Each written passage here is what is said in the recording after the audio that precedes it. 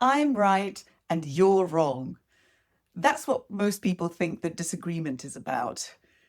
But actually, that's only partially true. Let's break it down. I'm Dawn, and this is Have That Talk. Let's talk about the row in the workplace between the visionary CEO and the CFO who's just looking at the numbers and shaking his head, or between the marketing manager who's outlining this massive campaign and the product team who just can't keep up because there's so many bugs and actually marketing should be slowing down. When two parties come together from opposite sides, it's easy for one side to think that they are 100% right and the other side to think exactly the same. But actually, the truth lies somewhere in the middle. And the solution isn't just about compromise, dumbing down, conceding, being weak.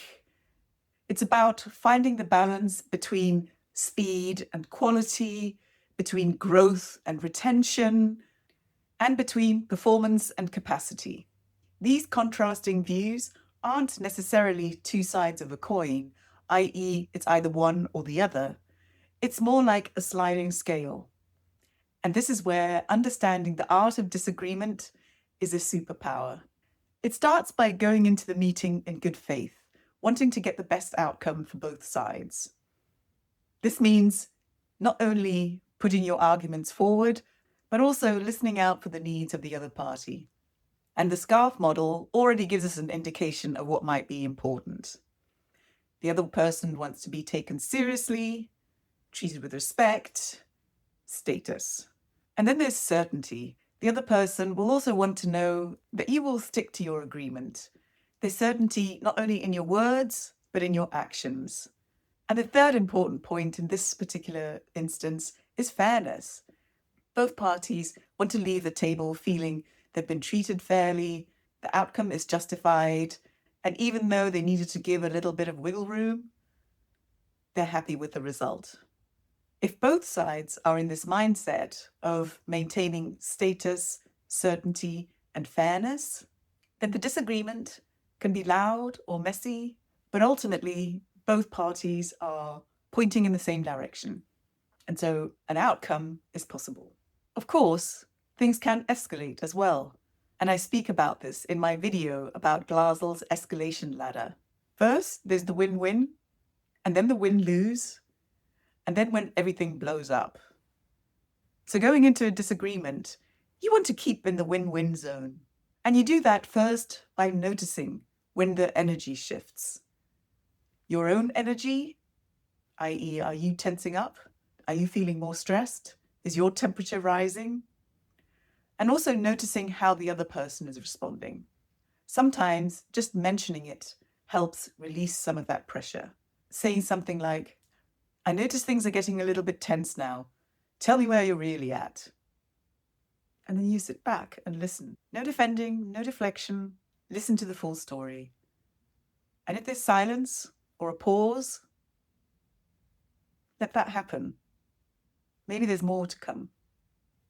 And by putting yourself in a position of calm observation, you probably get access to more information than if you had jumped in wanting to correct or advise. And by allowing yourself to step back and observe and listen, you're getting a ton of information that gives you the basis for a more informed decision. Your eyes are open for opportunities of mutual benefit. Your mind is open to conceding here or there, and your heart is open because then you're not thinking of the outcome as your personal win. Instead, you see it as a mutual benefit. Sometimes the conversation gets so heated up that it pays to step away, to adjourn and reconvene at a later moment in time. And if that happens, take with you the insights that you've learned from that initial interaction. What were the points that caused the most agitation? At which moment did either one of you flare up? Where did you feel that your position became hardened? Sometimes just by stepping away from the moment and taking time to reflect, All that cortisol and adrenaline just dies down and you're able to think more clearly. But either way, if you remain in the discussion or you choose to step away and come back at a later stage, keep your eye on the mutual benefit. That's the prize that you need to focus on. Anything else where you lose out or they lose out just creates a foundation for more conflict in the future. The disagreement, as such, is actually a good thing because it allows all sides to express their side of the story. This gives you a rich density of knowledge and information that helps you all come to a better decision. So while it's stressful and uncomfortable sometimes, the disagreement has a place in the workplace.